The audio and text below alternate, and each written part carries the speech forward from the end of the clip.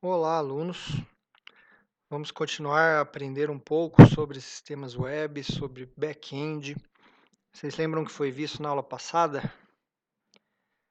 Na aula passada, nós começamos a ver back-end, nós vimos nossa primeira aplicação do lado do servidor, que foi um chat online, bem simples, feito sem framework, sem nada, nem banco de dados. A gente simplesmente pegou um arquivo PHP e fez toda a nossa aplicação, todo o nosso chat online. O que a gente vai ver na aula de hoje? Bom, a gente vai começar a aprender o desenvolvimento de uma forma mais correta, orientado a objetos, usando um framework, tudo bem organizado, não vai ficar tudo num arquivo só. A gente ainda não vai usar o banco de dados, porque a minha primeira aplicação é uma aplicação de exemplo, que ela é um Hello World, para vocês entenderem como fazer um Hello World com o framework. Vamos lá, então.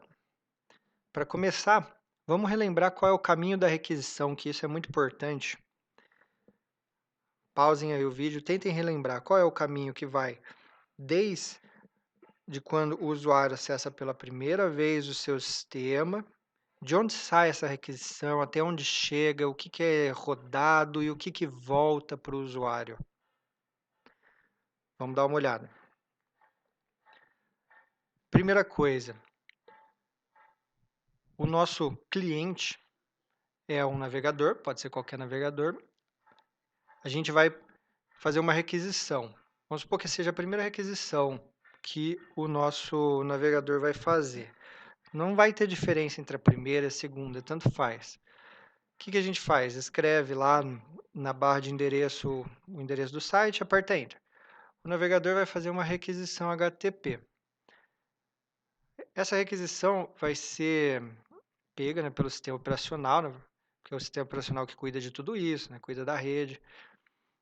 Ele vê se é para a própria máquina a requisição, né, por exemplo, para o localhost, que é o que a gente usa, ou se está em outra máquina, então ele vai ter que mandar pela rede para a requisição chegar até outra máquina. Também não faz diferença se está na mesma máquina ou não está. Para o nosso desenvolvimento não faz diferença nenhuma. Vamos supor que esteja em outra máquina. Então, vai pela rede até chegar em outra máquina no sistema operacional.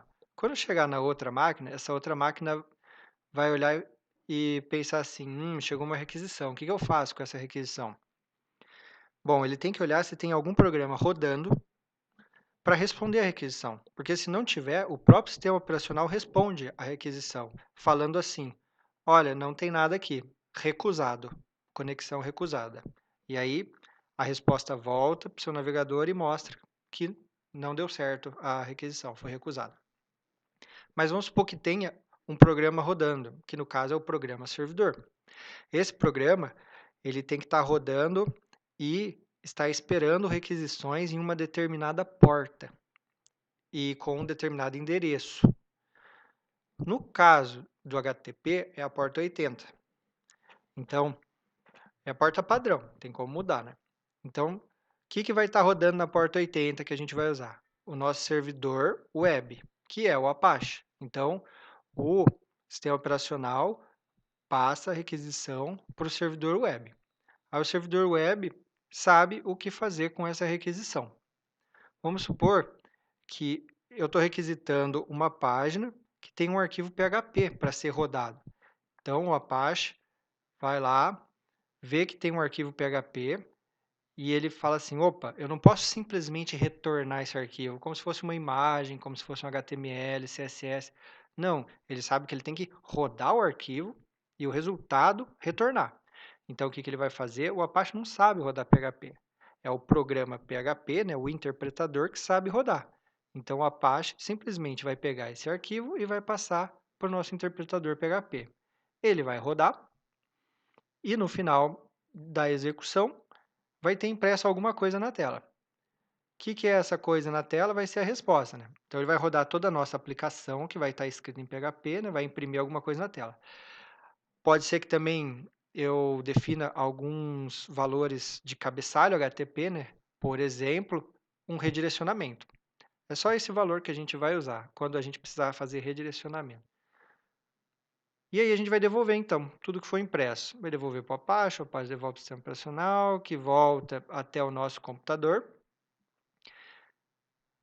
volta para o navegador e o navegador exibe na tela a resposta, né? Que pode ser um HTML, pode ser qualquer coisa. Ele vai exibir na tela. Então, se tiver no mesmo computador o cliente servidor, a única coisa que vai mudar é que não vai ter esse caminho aqui, mas ele vai chegar no sistema operacional e o sistema operacional vai devolver para o Apache. Então, só não vai ter esse caminho na rede, o resto continua idêntico e nossa aplicação também vai continuar a mesma coisa. Agora que vocês já relembraram, né, vamos lá. É muito importante que vocês tenham noção de todo esse caminho da requisição. É muito importante que vocês saibam diferenciar o caminho da requisição com o local no sistema operacional que vai ficar os arquivos, porque um não necessariamente vai ser igual ao outro. Eu posso fazer uma requisição, por exemplo, faço a requisição para o localhost, e qual arquivo que vai ser rodado? Bom, se eu estou no Windows, vai ser rodado o arquivo c:\champ htdocs e lá ele vai procurar. Então, eu fiz uma requisição para localhost, que é o meu próprio computador, e ele vai procurar nessa pasta. Se fosse no Linux, ele procuraria no var www html. Então, perceba que o endereço da requisição não vai ter nada a ver com o endereço, né, ou caminho do arquivo. Eles podem coincidir, podem não coincidir, e geralmente não vai coincidir. Então, primeira coisa, tirem da cabeça que tem que um bater com o outro, porque senão vocês vão criar um monte de bugs no seu sistema. Vocês têm que entender que são coisas diferentes. A gente vai mostrar em detalhes logo logo isso daí. Também é muito importante então saber o caminho dessa requisição, por quê? Porque agora tem dois programas rodando. Tem o programa lá do servidor, que vai ser o seu em PHP, e tem o navegador. E você tem que saber identificar aonde está o erro. O erro pode estar no HTML que foi mandado para o navegador, e aí o navegador faz uma requisição e não funciona. Ou o erro pode estar no seu PHP, que pode estar dando um problema. Então, você tem que saber aonde que está o erro. Muitas vezes, vocês vão se bater por muito tempo, porque não vai saber aonde procurar. Então, quem não souber o caminho certinho da requisição, porque toda vez que tiver um erro, você vai ter que verificar pedacinho por pedacinho do caminho dessa requisição para encontrar o erro. Então, avançar. Bom, a gente vai começar a ver framework. Mas o que será que é um framework? Vocês já ouviram falar em biblioteca, provavelmente. Vocês sabem também o que é uma biblioteca? Quem souber, pausa o vídeo e responde aí. O que é uma biblioteca? O que é um framework? Qual que é a diferença entre um e outro? Bom, biblioteca é um código que a gente vai reusar. É só isso. Posso pegar na internet, posso eu mesmo fazer um código e depois reutilizar em outros programas. É um código que eu vou reutilizar, que já tem algumas funcionalidades, geralmente funcionalidades comuns, que todo software tem. Então, a gente pode reutilizar esse código. Ou pode ser algo mais específico, né? Por exemplo, uma biblioteca para processamento de imagens. Então, é algo bem específico, mas eu posso usar ela se no meu programa eu quero processar imagem. Aí eu não preciso escrever nenhum código de processamento de imagens. Eu só uso o código que alguém já fez. Quando eu uso uma biblioteca, funciona mais ou menos assim. Eu tenho minha aplicação rodando e de vez em quando eu preciso de uma funcionalidade da biblioteca, eu vou lá e rodo alguma funçãozinha da biblioteca e acabou. Então, percebe que quem tem o controle de todo o software, de toda a execução do software, é a minha aplicação. Enquanto a biblioteca só é chamada de vez em quando precisar, senão nem vai ser chamada. Um framework vai ser parecido com isso daí. Mas então, qual que é a diferença? Bom, o framework, ele também tem código que eu vou reutilizar. Então, eu posso pegar também gratuitamente da internet frameworks. São códigos que eu vou reutilizar. Então, já tem basicamente coisas que todo software tem, funções prontas, para eu usar no meu programa. Tá, mas então qual que vai ser a diferença? A diferença é o seguinte. Se vocês imaginarem, fazer uma analogia, como um prédio, o framework seria todas as partes comuns do prédio. Por exemplo, se tiver uma portaria, vai ser a portaria, vai ser elevador, escada, vai ser a garagem do prédio. Se tiver toda a parte, vai ser toda a parte hidráulica, toda a parte elétrica do prédio, que é comum. que todos os apartamentos vão precisar. Esse seria o nosso framework. E a nossa aplicação seria um apartamento desse prédio. Então, quem comanda a aplicação vai ser o framework e não a nossa, não mais o nosso código. O nosso código vai ser um pedaço do framework, como se fosse um pedacinho, assim, como se fosse um apartamento de um prédio. Então aqui tem um exemplo. Agora, quando a gente for rodar a aplicação, na verdade a gente não vai rodar o nosso código mais. A gente vai rodar o código do framework e ele vai ter total controle sobre toda a aplicação e ele que vai decidir o que vai rodar, que hora que vai rodar. E de vez em quando ele vai chamar o nosso código.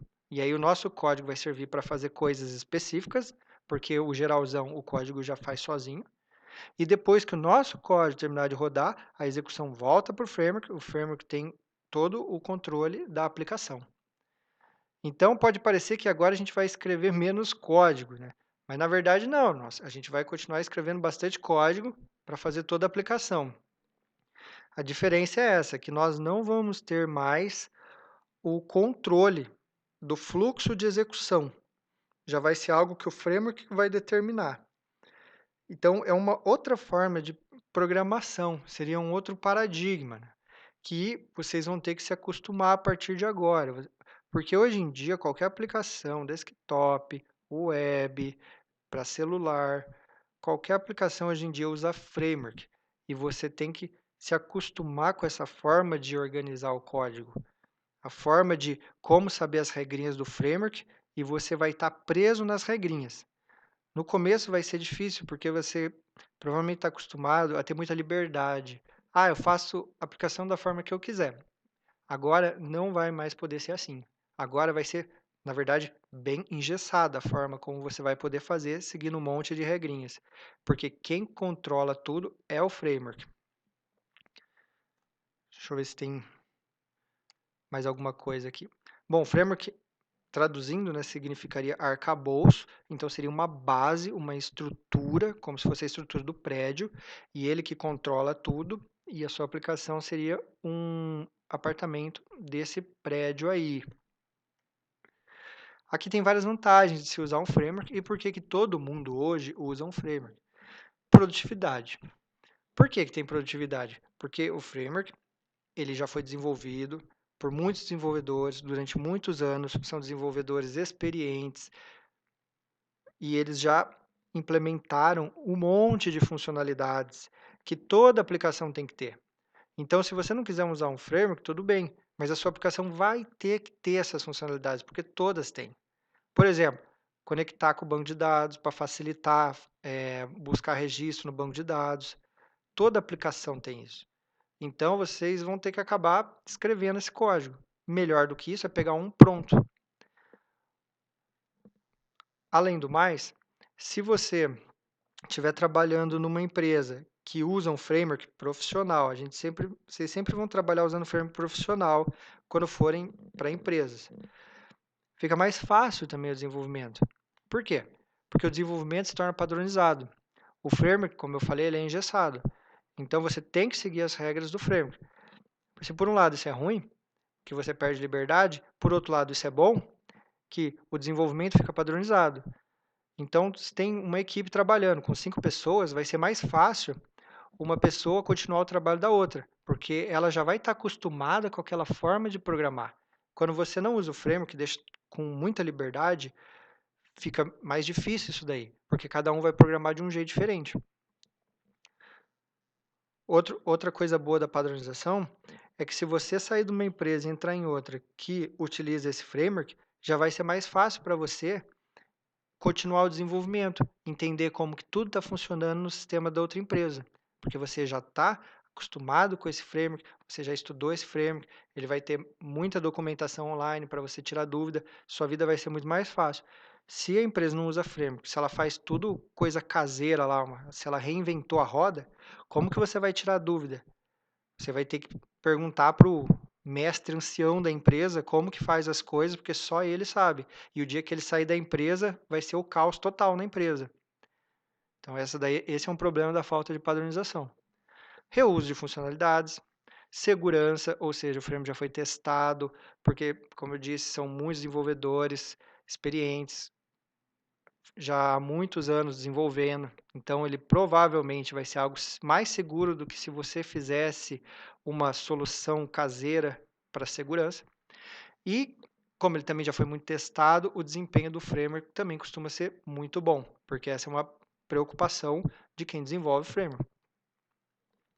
Pensem aí desvantagens de um framework. Pausa o vídeo e pense desvantagem, porque tudo tem vantagens e desvantagens. Bom, uma eu já falei, o framework é engessado. Então, se você quiser algo com mais liberdade, você não vai conseguir usando o framework. Outro problema seria o seguinte, você vai ter que aprender o framework. E isso dá trabalho e leva tempo. Então, isso também seria uma desvantagem. Cada framework que você for utilizar, você vai ter que aprender. É lógico que muitos têm coisas em comuns, então quando você for estudar o segundo framework, vai ficar muito mais fácil, porque ele vai ter um monte de coisa parecida com aquele primeiro. O framework que a gente vai usar na aula é um framework caseiro só para aprender, ele serve para aprender. Então, ele não tem tantas coisas prontas do que um framework profissional. No framework profissional, você conseguiria fazer as coisas com muito mais facilidade, porque já vem tudo pronto. Mas o objetivo da disciplina é que vocês aprendam. Por isso que nós vamos usar um framework que não tem muitas coisas prontas, para vocês fazerem no braço e entender como o framework funciona e como desenvolver aquela funcionalidade. Quanto mais completo for um framework, mais produtividade ele vai dar, porque vai ter mais coisa pronta. E também mais tempo vai levar para aprender.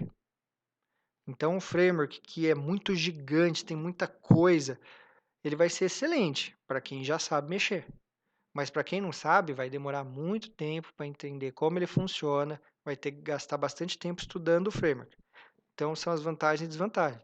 Existem frameworks que são pequenininhos, não tem quase nada de funcionalidade, deixa com bastante liberdade o desenvolvedor para implementar as coisas da forma como ele quer. Esse tipo de framework você vai conseguir aprender rápido, porque tem pouca coisa. Mas vai ter um problema de produtividade, porque ele não tem tanta coisa pronta. Você que vai ter que fazer as coisas do zero. Vai ter um problema de padronização, porque ele vai deixar, como ele tem pouca coisa, ele vai deixar muito em aberto. Então, a vantagem de um framework pequeno é que você consegue aprender rápido e já usar ele. Vamos continuar aqui. Então, cada linguagem de programação possui seus frameworks. Tem frameworks que são muito parecidos entre linguagens de programação, né? Por exemplo, no PHP a gente tem o Laravel, que é muito parecido com o Rails, da linguagem Ruby. Em outras linguagens, por exemplo, Java, tem JSF, tem Spring.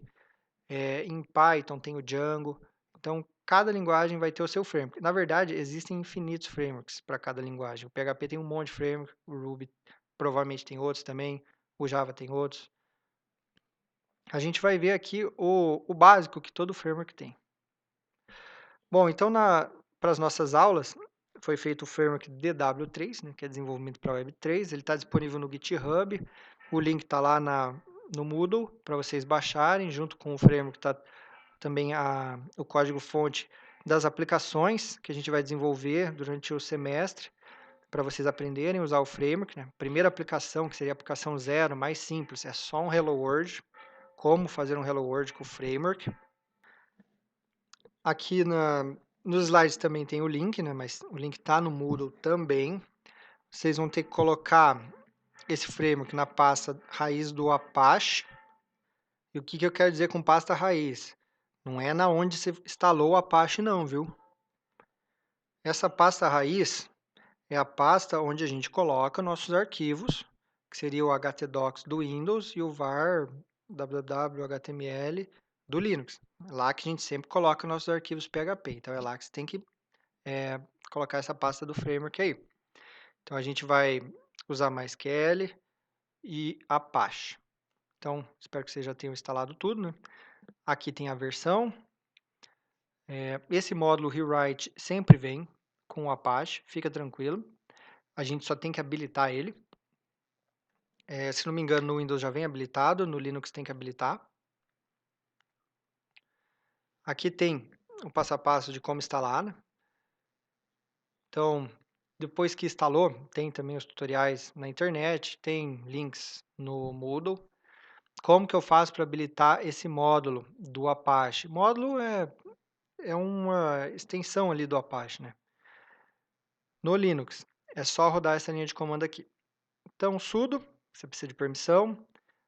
A2 em mod significa Apache 2 enable, que é habilitar mod módulo, né? Então, Apache 2, habilitar módulo, e aqui o nome do módulo, rewrite. Fazendo isso, ele já habilita, a gente precisa desse módulo. Alterar o apache.conf. Apache.conf tem algumas configurações do Apache, que é quando chega a requisição, o que eu faço com essa requisição, para que pasta eu mando, né? Por exemplo, aquela pasta var www.html, e tem umas outras opções, que é como eu lido com os arquivos que vão estar nessa pasta. O que a gente tem que fazer? Tem que editar esse arquivo apache.conf, que esse é o caminho no Linux. No Windows é muito mais fácil, você entra na pasta champ, na pasta Apache, e procura lá nas configurações apache.conf. E a gente vai ter que mudar esse valorzinho aqui. Allow override vai ter que mudar para all, essa propriedade. Eu vou abrir aqui no champ. Então, configuração, deve ser esse httpd.conf. Vamos dar uma pesquisada aqui, se é aqui. Aqui tem, se não me engano, todos os módulos para o Windows. Load module. Deixa eu ver se eu procurar aqui o rewrite, se ele vai achar. Ó, ele achou aqui. Percebe que tem linhas que tem o hashtag e linhas que não tem. O hashtag é um comentário. Então, para você habilitar no Windows, é só apagar esse comentário. Ó, apaguei e está habilitado. No Windows já vem habilitado, se não me engano, esse módulo. Então, é assim que você habilita no Windows. No Linux é com aquela linha de comando. Aí, se eu for descendo, né, ó, tem várias configurações do Apache. Por exemplo, ó, o nome do meu servidor é localhost, porta 80. No diretório barra, que é a raiz, quais são as permissões. E aqui está o que interessa. O diretório raiz para a gente vai ser champ-htdocs. No C, 2 pontos, né, porque eu estou no Windows aqui. Né? Então, esse vai ser o documento raiz. Aqui já vem tudo certinho. No Linux também, já vem tudo certinho. Essa variável a gente vai conseguir pegar pelo PHP. E aqui tem as configurações desse diretório. Então, aqui tem várias configurações. Ó. Configuração, o que eu vou fazer com o índice. E essa aqui que interessa. Allow override. Significa o seguinte, essa configuração. Eu posso, com um arquivo lá nessa pasta, champ-htdocs, ou dentro de outras pastas, subpastas, né? Eu posso alterar configurações do Apache. Eu posso fazer isso? Ou as configurações são fixas aqui no arquivo de configurações. Então, esse allow override significa permitir, allow, override, permitir sobrescrita. Então, eu vou permitir a sobrescrita de configurações? Sim, eu quero permitir. Qual? Todas. Então, é isso que vocês têm que deixar escrito aqui. Vocês têm que permitir a sobrescrita de qualquer configuração. Como que vai ser feita essa sobrescrita? A gente vai ver depois. Nossa aplicação vai poder sobrescrever algumas configurações em tempo de execução. Só isso que precisa alterar aqui e salvar. Então, quando vocês forem alterar, provavelmente vocês vão precisar ter permissão de administrador no Linux, viu? E mais nada é importante aqui. Vamos continuar. Quem está no Linux tem que se preocupar com permissões de usuário.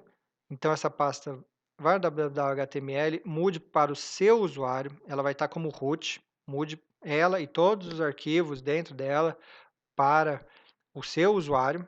Aí você não vai ter problema. E depois de tudo, que você terminou de configurar tudo, reinicie o Apache, senão não vai funcionar. Então, não esqueça de reiniciar o Apache. Aqui é para a aplicação 1, a gente vai ver em outra aula. Vamos começar pela aplicação 0. Ó. Essa daqui é a aplicação 1, nosso bom e velho chat online. Aqui é explicando por cima como funciona o ciclo de vida de um framework. Todo framework vai funcionar desse jeito. Não importa a linguagem, não importa qual framework, ele vai ter o seu ciclo de vida que vai ser muito parecido com esse se ele usar MVC, né? Hoje em dia é bastante usado e a gente também vai usar. Então, como que vai funcionar? Então, eu vou passar essa visão mais macro para, no futuro, mostrar realmente as classes que vão rodar.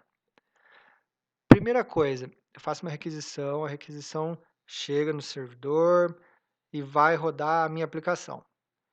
Então, chegou aqui uma requisição HTTP. A requisição HTTP só tem duas coisas que interessam para a gente nela.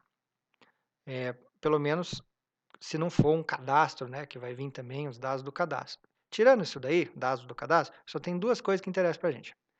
A URL, que é para onde está indo essa requisição, e o método, que é getPost. Primeira coisa que vai rodar no nosso framework, primeira coisa importante que vai rodar, é algo que chama roteador.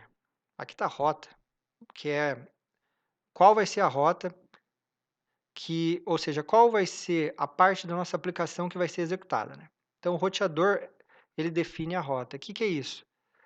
Ele vai olhar o endereço e o método e vai ver se existe essa página na nossa aplicação. Senão, ele pode falar, página não existe. Sabe quando você acessa num site qualquer uma página que não existe, ele fala, página não existe? Então, é isso. Ele olhou qual é o endereço e o método. A gente vai ter uma tabelinha na nossa aplicação, né? Uma tabelinha que vai falar assim, olha, se chegar em tal endereço, tal método, é a página A. Em tal endereço, tal método, é a página B. E a gente vai ter que fazer isso para cada página da nossa aplicação. Todas as páginas vai ter que estar nessa nossa tabelinha aí. Se a página não estiver lá, chegar algum endereço aleatório, por exemplo, o cara acessou a página ABCD. Não existe página ABCD na minha aplicação. Então, aqui já morre. Ele vai dar como resposta página não encontrada.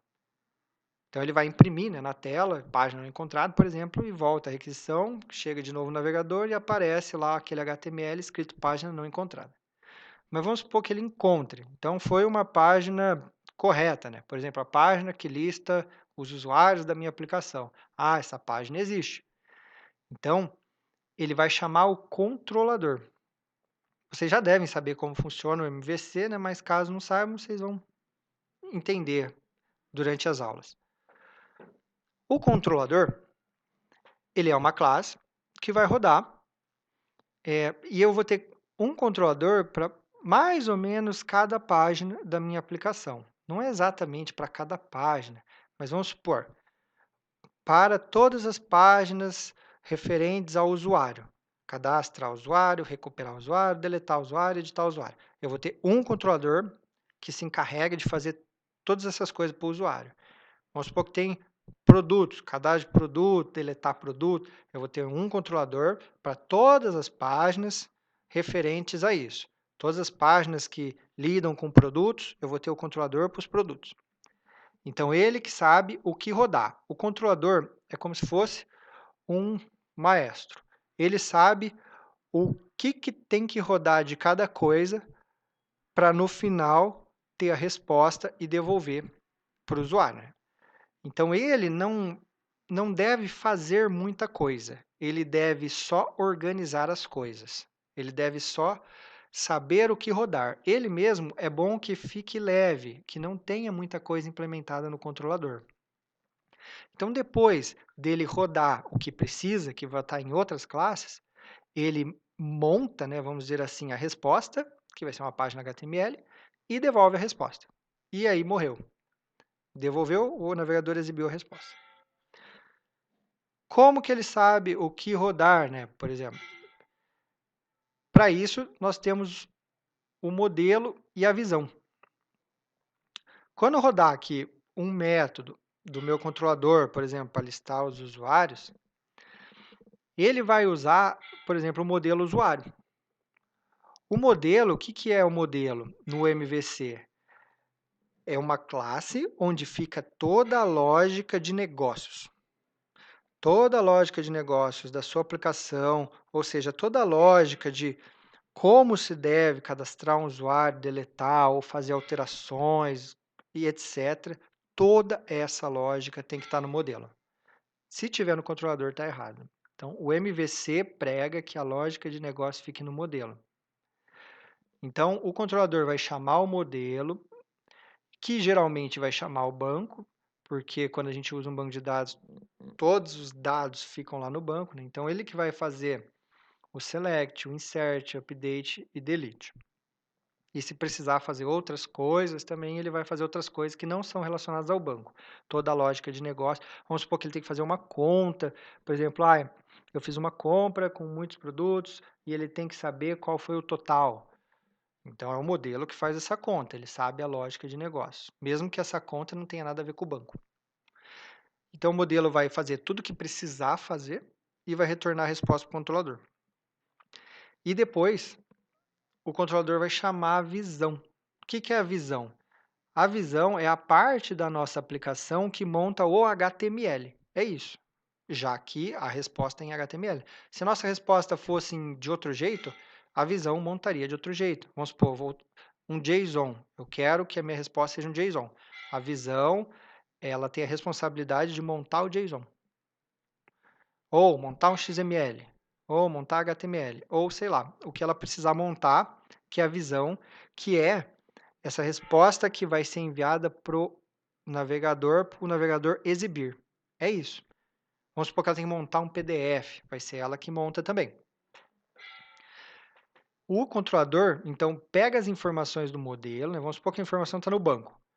Então, a informação é passada para o modelo, é passada para o controlador, e o controlador vai pegar essas informações e passar para a visão, porque aí a visão vai montar essa resposta final. E depois que ela terminar, ela devolve a resposta ao controlador e ele retorna a resposta, por fim, para o nosso usuário. Esse é o ciclo de vida de uma aplicação que usa MVC. Então, fiquem tranquilos que a gente vai ver em detalhes, mais para frente, como que isso funciona, olhando no código. Vamos ver o que mais que eu tenho que falar aqui. Bom, de slides é só isso. Então, esse foi uma aula inicial sobre framework para vocês, framework web, né? E a gente vai dar uma olhada na nossa aplicação zero e dar uma olhada nas classes e entender como que tudo isso está funcionando agora em classes. Então, uma visão mais detalhada. Então, na próxima aula, eu volto e mostro para vocês. Até mais.